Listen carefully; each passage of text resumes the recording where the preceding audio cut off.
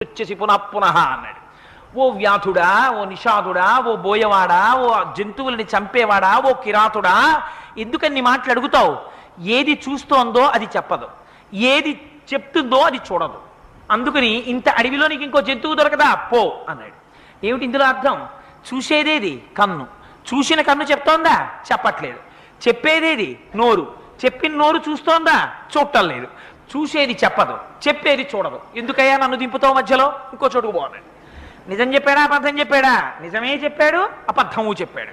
కానీ ఆ అబద్ధం ఎందుకు పనికొచ్చింది? వేరొక ప్రాణి యొక్క ప్రాణములను నిలబెట్టడానికి పనికొచ్చింది. అలా అబద్ధం చెప్పినా అది సత్యము కిందకే వస్తుంది. అందుకని ఒక్క బీజాక్షరాన్ని పలికినంత మాత్రం చేత ఆనాడు ఉతచ్చుడు ఎంత గొప్ప పండితుడైపోయాడయా!